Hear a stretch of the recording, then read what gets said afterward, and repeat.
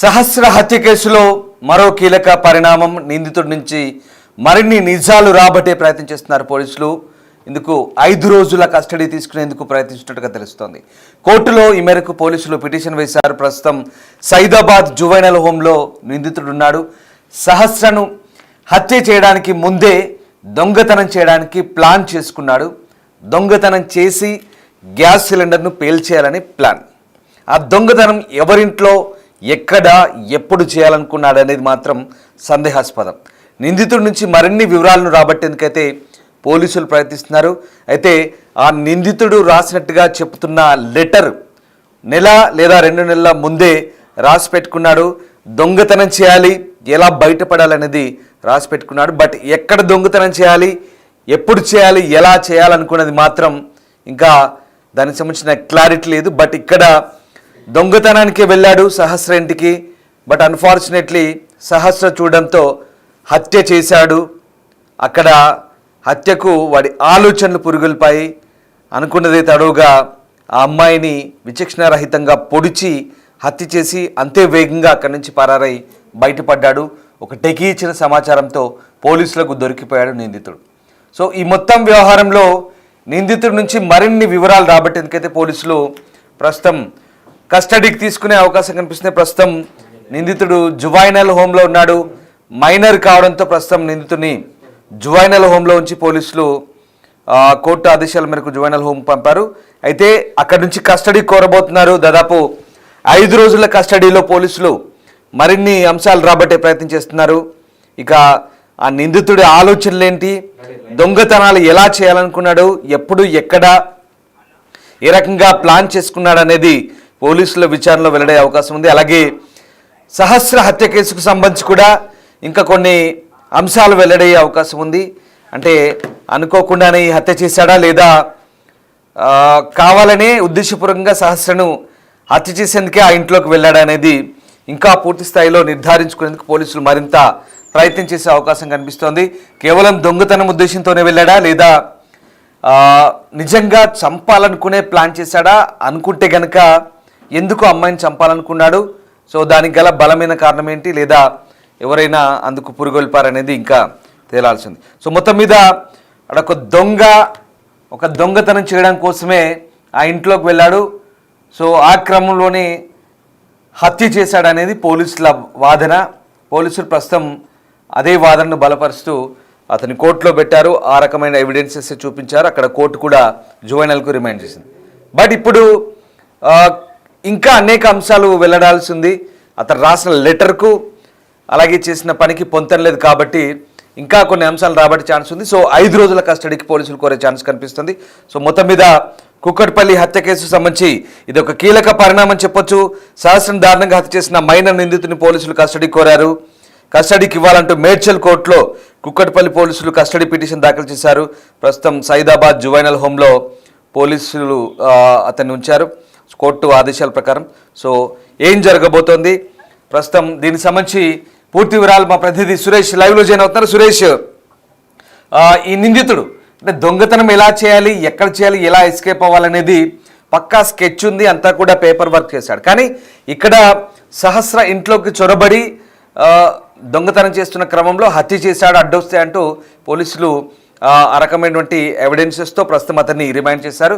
Court juvenile home పంపింది. So ఇక్కడ మరి వాస్తవానికి అతను రాసుకున్న లెటర్ను బట్టి పరిశీలిస్తే కనుక ఇంకా చాలా అంశాలు వెల్లడయ్యే సందేహాస్పదంగా ఉన్నాయి. కాబట్టి మరి పోలీసులు ఈ కస్టడీ పిటిషన్ దాఖలు చేశారనుకోవచ్చు. అందుకోసమే సో 5 రోజుల కస్టడీలో ఇంకా ఎలాంటి అంశాలు రాబట్టే ఛాన్స్ ఉంది, 5 రోజుల కస్టడీకి కోర్టు ఇచ్చే ఛాన్స్ ఉందా, ఏం జరగబోతుంది?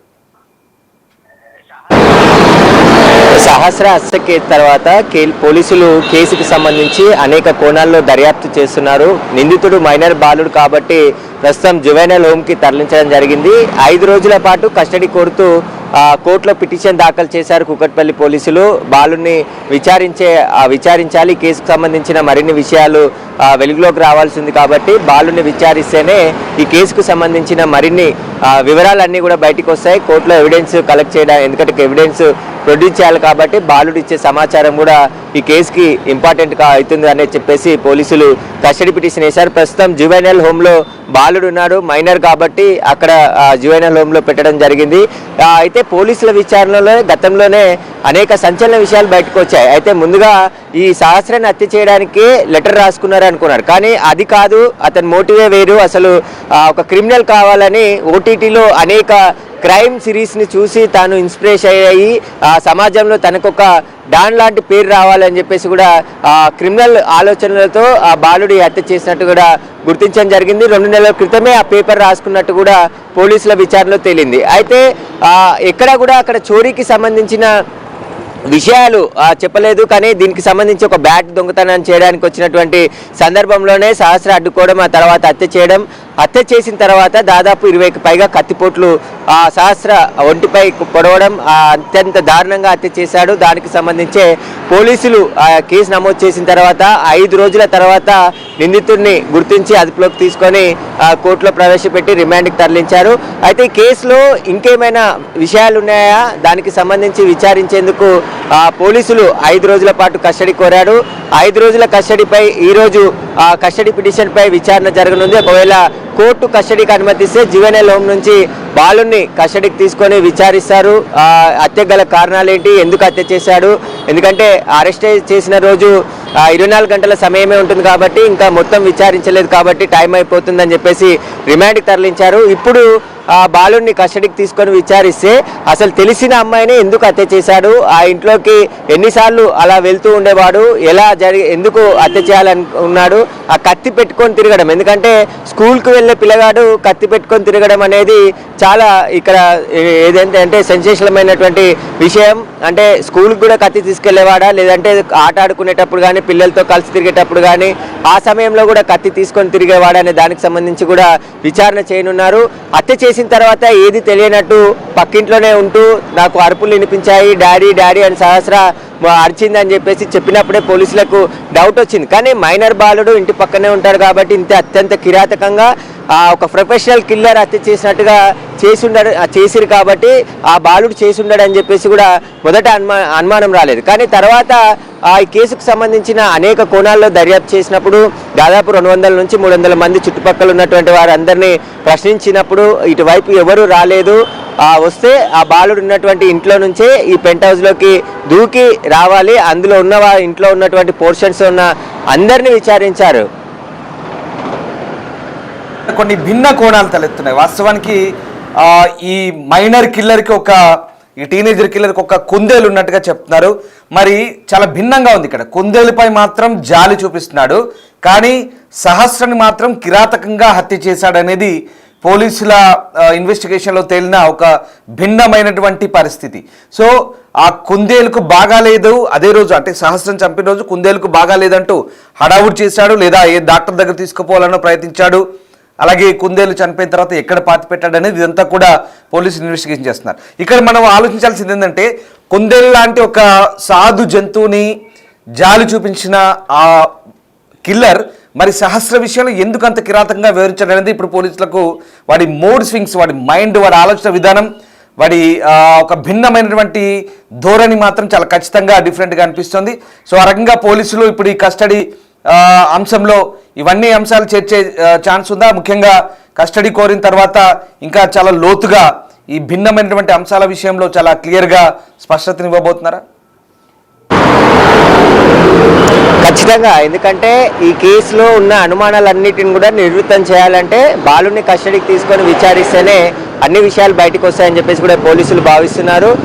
ఉన్న సమయంలో విచారణ పూర్తి కాలేదు కాబట్టి ఛార్జ్షీట్ దాఖలు చేయాలి, హత్యకు సంబంధించిన ఆధారాలన్నీ సేకరించాలి, బాలుడికి సంబంధించి స్టేట్మెంట్ కూడా రికార్డ్ చేసి అసలు హత్యకు మెయిన్ కారణాలు ఏంటి, హత్య చేయడానికి కారణాలకు సంబంధించి, అదేవిధంగా తన వెంట వాడుతున్న కత్తితోనే హత్య చేశాడా, ఇంట్లో ఉన్న మరో కత్తితోనే ఏమైనా హత్య చేశాడా, హత్య చేసిన తర్వాత ఎక్కడెక్కడ తిరిగాడు, ఎవరెవరిని కలిశాడు, అంతకుముందు ఎవరెవరిని కలిశాడు, వాటన్నిటికి సంబంధించిన సమాచారం కోసమే ఇప్పుడు కస్టడీ కోరారు.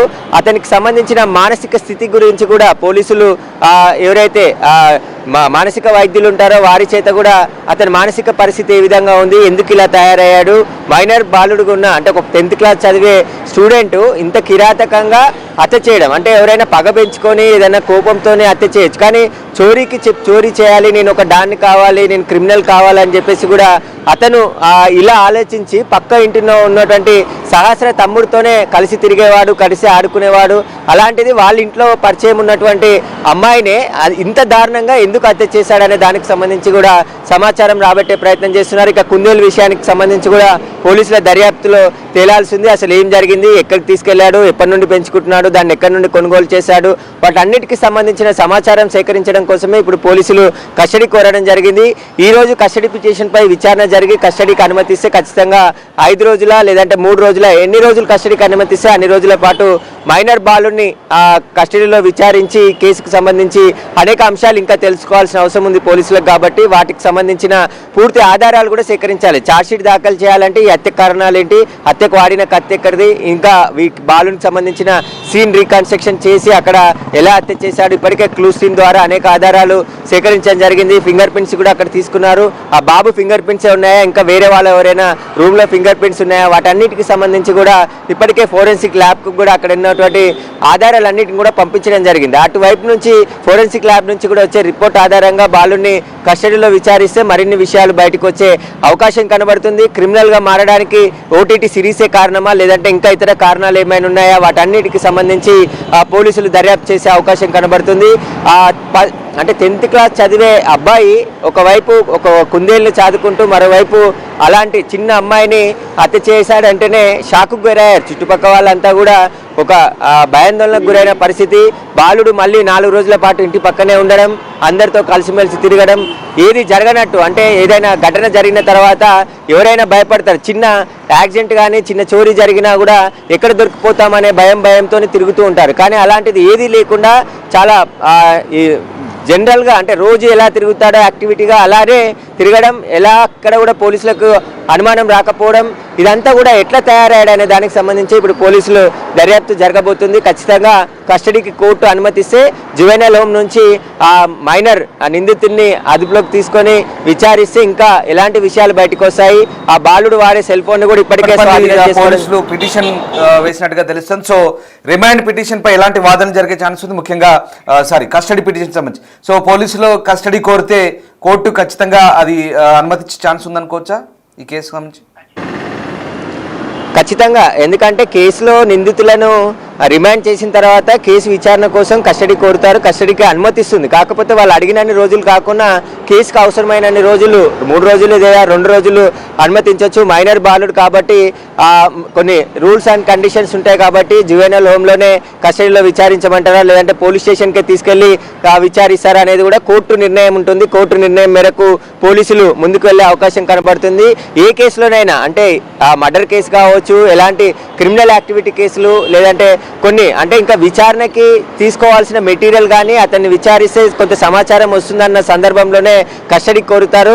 కాబట్టి కస్టడీకి ఈ హత్యకు సంబంధించిన అనుమానాలు చాలా ఉన్నాయి. ఎందుకంటే సమాజంలో సంచలనం రేపింది ఈ హత్య. అసలు హత్య ఎందుకు చేశాడు, బాబు క్రూరంగా మారడానికి ఎలాంటి కారణాలు ఉన్నాయి, వాటన్నిటికి సంబంధించిన దర్యాప్తు చేయాలి. కాబట్టి ఆ ఛార్జ్షీట్లో కూడా, ఎందుకంటే కేసు నమోదు అయిన తర్వాత 3 నెలల తర్వాత ఛార్జ్షీట్ కూడా కోర్టులో దాఖలు చేయాల్సి ఉంటుంది. కాబట్టి ఆ ఛార్జ్షీట్కి కావాల్సినటువంటి ఆధారాలు విషయాలను వాటన్నిటిని కూడా సమగ్రంగా దర్యాప్తు చేయడానికి బాలుని కస్టడీకి తీసుకుంటాడు. ఎందుకంటే హత్య చేసింది తను ఒక్కడే ఉన్నాడని చెప్తున్నాడు ఆ సమయంలో. కాబట్టి అతను చెప్తేనే ఇంకా మరిన్ని విషయాలు బయటకు వచ్చే అవకాశం ఉంటుంది. కాబట్టి ఆ సందర్భంలోనే ఇప్పుడు కస్టడీ పిటిషన్ వేయడం జరిగింది. ఈ రోజు కస్టడీ పిటిషన్ పై మరి కాసేపట్లోనే విచారణ జరగనుంది. పోలీసులు కూడా దీనికి సంబంధించిన పూర్తి కౌంటర్ అంటే ఏదైతే పిటిషన్ రూపంలో కోర్టు దృష్టికి తీసుకొని వెళ్ళడం జరిగింది. కాబట్టి కస్టడీకి ఇచ్చే అవకాశాలే చాలా ఎక్కువగా ఉంటాయి. ఖచ్చితంగా జువెనైల్ హోమ్లోనే బాబుని విచారిస్తారా లేదంటే పోలీస్ స్టేషన్ తీసుకెళ్లి విచారిస్తారా, ఒకవేళ కోర్టు అనుమతిస్తే ఖచ్చితంగా మరిన్ని సంచలన విషయాలు కూడా బయటకు వచ్చే అవకాశం ఉన్నాయి. బాలుడు ఫోన్ను కూడా ఫోరెన్సిక్ ల్యాబ్ పంపిన తరుణంలో అక్కడ 100 వీడియోలు ఓటీటీకి సంబంధించిన క్రైమ్ కంటెంట్కి సంబంధించిన వీడియోలు చూసినట్టుగా యూట్యూబ్ హిస్టరీలో కూడా పోలీసులు గుర్తించడం జరిగింది. కాబట్టి తల్లిదండ్రులు కూడా ఆ పిల్లల కదలికల పైన కానీ ప్రవర్తన పైన కానీ ఖచ్చితంగా నిఘా ఉంచాలి. ఏదైనా తేడా వస్తే ఖచ్చితంగా హాస్పిటల్కి చూపించాలి అని చెప్పేసి కూడా పోలీసులు మానసిక వైద్యులు కూడా సూచనలు చేస్తున్నారు. ఈ కేసులో మాత్రం ఇంకా బాబుని విచారిస్తే మరిన్ని విషయాలు బయటకు వచ్చే అవకాశం కనబడుతుంది. మొత్తం మీద సహస్ర హత్య కేసు హైదరాబాద్ని ఉలిక్కి పడేలా చేసింది. ఒక్కసారిగా 10వ తరగతి బాలుడు ఈ హత్య చేయడం సంచలనంగా మారింది. అయితే ఈ టీనేజర్ కిల్లర్ పోలీసులను తప్పుదారి పట్టించడానికి చాలా గట్టిగానే ప్రయత్నించాడు. ఇక వీడిని విచారిస్తున్న క్రమంలో చాలా భిన్నమైన కోణాలు బయటపడ్డాయి. వాస్తవంగా వీడికి కుందేలంటే ఇష్టం. మరి సాధువుగా ఉండే సాధు జంతువుగా ఉండే ఆ కుందేల్ని పెంచడానికి వీడి దగ్గర డబ్బులు ఎక్కడివి? తల్లిదండ్రులు ఆర్థిక కష్టాల్లో ఉన్నారని బ్యాట్ కొనివ్వమని అడగలేని స్థితిలోనే వీడు దొంగతనం చేశాడు అనుకుందాం. మరి ఆ కుందేల్ని పెంచడానికి డబ్బులు ఎక్కడివి? ఇంకొక భిన్నమైన కోణం, అంత సుకుమారమైనటువంటి అతి చిన్నదైనటువంటి ఆ కుందేలు పిల్లని పెంచుకోవడానికి ఇష్టపడి అంత సౌమ్యంగా ఆలోచించే ఆ టీనేజర్ సహస్ర విషయంలో ఎందుకు అంత కిరాతంగా వివరించినట్టు? కుందేలుపై ప్రేమ చూపిన జాలి చూపిన ఈ టీనేజర్ సహస్ర విషయంలో అత్యంత పాశవికంగా వ్యవహరించాడు. కిరాతకంగా పొడిచి చంపాడు. ఇదొక భిన్నమైన కోణం. నిజంగా అదే రోజు సహస్రం చంపిన రోజే కుందేలు కూడా చనిపోయినట్టుగా చెప్తున్నారు. కుందేలుకు బాగా లేదని నానా తర్జన పడ్డట్టు కూడా తెలుస్తోంది. కుందేలుకు బాగా లేదని బాగా టెన్షన్ పడ్డాడంట. కుందేలుకు బాగా లేదని టెన్షన్ పడ్డాడు ఒక అమ్మాయిని మాత్రం అంత కిరాతకంగా పాశవికంగా అమానుషంగా పొడిచి చంపాడు. ఇదొక భిన్నమైన కోణం వీడిలో. అసలు వీడి ఆలోచన ధోరణి ఏంటి, వీడి ఈ ఆలోచనలకు కారణం ఏంటి అనేది పోలీసులు ఇంకా ఆరా తీసేందుకే ఇప్పుడు ఈ కస్టడీ కోరబోతున్నారు. ఇప్పుడు వీడు సైదాబాద్ జువెనల్ హోమ్లో ఉన్నాడు. 5 రోజుల కస్టడీ కోసం పిటిషన్ వేశారు మేడ్చల్ కోర్టులో కూకట్పల్లి పోలీసులు. సో ఖచ్చితంగా కోర్టు అనుమతిస్తే 5 రోజులు చాలా గట్టిగా విచారిస్తే కనుక ఇంకా అనేక అంశాలు బయటపడే అవకాశం ఉంది. అసలు వీడి ఆలోచన ధోరణి ఏంటి? కేవలం దొంగతనానికి వెళ్ళాడా? వాడు రాసుకున్న లెటర్కు చేసిన వ్యవహారానికి పొంతం లేదు. అన్ఫార్చునేట్లీ ఇది హత్య జరిగిందా అనుకోకుండా దొంగతనానికి వెళ్ళి సహస్ర చూడడంతో సహస్రను హతమార్చడం ఇదంతా జరిగింది. ఇది పోలీసుల చెప్తున్న అంశాల పరంగా మీకు చెప్తున్నాను. సో దాని ఆధారంగానే పోలీసులు మళ్ళీ విచారిస్తున్నారు. అంటే వీడు నిజంగానే పక్కా దొంగతనం చేయడానికి వెళ్ళాడా లేక ఇంకేదైనా ఉందా? ఎందుకంటే పోలీసులను కూడా బురిడి కొట్టించే ప్రయత్నం చేశాడు ఈ టీనేజర్. సో ఇవన్నీ కూడా ఇంకా చాలా డౌట్లు ఉన్నాయి పోలీసులకు. అవన్నీ కూడా సార్ట్అవుట్ చేసుకోవడానికి, అవన్నీ కూడా క్లియర్ చేసుకోవడానికి పోలీసులు మళ్ళీ కస్టడీ కోరుతున్నారు. సో నిందితుడిని మళ్ళీ కస్టడీకి తీసుకున్న తర్వాత పోలీసులు అనేక అంశాలు ఆరా తీసే ఛాన్స్ కనిపిస్తుంది. సో మొత్తం బ్యాట్ దొంగతనం కోసం వెళ్ళిన నిందితుడు ఆ బాలిక చూడడంతో ఆమెని దారుణంగా హతమార్చాడు. సో హతమార్చిన తర్వాత మళ్ళీ ఏమీ తెలియనట్టు అక్కడే 2-3 రోజుల పాటు దాదాపు 5 రోజులు పట్టింది వాడిని వెతకడానికి. సో 5 రోజుల్లో 5వ రోజు అంటే అప్పటికే అనుమానం వచ్చి పోలీసులు 3వ రోజు 2వ రోజు వాడికి సంబంధించిన ఇన్వెస్టిగేషన్ ప్రారంభించారు. సో 5వ రోజు వాడిని అరెస్ట్ చూపించారు. సో ఆ రకంగా ఈ మొత్తం వ్యవహారంలో వీడి వ్యవహార శైలి కూడా చాలా భిన్నంగా ఉంది, ఆలోచన విధానం భిన్నంగా ఉంది. వాడి ఫోన్లో ఈ ఓటీటీ వీడియోలు ఉన్నాయి, క్రైమ్ వీడియోస్ ఉన్నాయి, వందలాది వీడియోలు, 1 కాదు 2 కాదు. అంతేకాదు గతంలో మొబైల్ దొంగతనం చేశాడంటున్నారు. అలాగే జేబులో కత్తి పెట్టి తిరిగేవాడంటున్నారు, చిన్నపాటి కత్తి పెట్టుకొని. 10th class student. సో ఒక 10th క్లాస్ స్టూడెంట్కి ఇన్ని భిన్నమైన కోణాలు, ఇన్ని రకాల ఆలోచనలు వరిసి ఇక్కడ మళ్ళీ మనం పాయింట్అవుట్ చేయాల్సి వస్తే తల్లిదండ్రుల గురించి. అంటే వీడు ఏం చేస్తున్నాడు, ఎటు వెళ్తున్నాడు, ఏం చూస్తున్నాడు, ఏం చదువుతున్నాడు, ఏం తింటున్నాడు, ఏం తాగుతున్నాడు, ఎవరితో పోతున్నాడు, ఎక్కడికి వెళ్తున్నాడు, ఏం చేస్తున్నాడు అనేది మాత్రం ఎక్కడా తల్లిదండ్రులు వీడిని పసిగట్టలేని పరిస్థితి, ఎక్కడా వీడి వ్యవహార శైలి గురించి తల్లిదండ్రులు నిఘా పెట్టలేని పరిస్థితి, వాడిని మందలించలేని పరిస్థితి. పోనీ తల్లి కాస్త కూస్త మందలించి వాడిని దారిలో పెట్టే ప్రయత్నం చేసినా అప్పటికి వాడు వినే స్టేజ్లో లేడు. అప్పటికి ఒక ఇండిపెండెంట్గా వ్యవహరిస్తున్నాడు. తండ్రి మాత్రం కొంత తాగుడుకు బానిసే ఉంటున్నాడు అన్నట్టు సమాచారం. సో ఇప్పుడు వాళ్ళని కూడా వీడి వల్ల వాళ్ళు కూడా ఇరికిపోయారు అందరూ అనవసరంగా. వీడి వల్ల వాళ్ళు కూడా ఇబ్బందుల పాలవుతున్న పరిస్థితి. మొత్తం మీద ఈ వ్యవహారంలో వీడి ఆలోచన ధోరణి ఇంత భిన్నంగా తయారవడానికి దారితీసిన పరిస్థితులను మరొకసారి క్షుణ్ణంగా పోలీసులు ఆరా తీసే క్రమం కనిపించే ఛాన్స్ ఉంది మనకి ఇక్కడ. సో 5 రోజుల కస్టడీ పిటిషన్కు కోర్టు దాదాపుగా అనుమతించే ఛాన్స్ కనిపిస్తుంది. మరి కోర్టు ఏం చెప్పబోతుంది, పోలీసుల కస్టడీలో ఇంకా ఎలాంటి అంశాలు బయటపడబోతున్నాయని మాత్రం సహస్ర హత్య కేసు నిందితుడి విషయంలో చాలా ఇంట్రెస్టింగ్గా ఉండబోతున్నాయి. సో ఈ మొత్తం వ్యవహారంలో సహస్ర హత్య కేసు సంబంధించి ఇంకా భిన్నమైన కోణాలు బయటకు వచ్చే ఛాన్స్ లేకపోలేదు.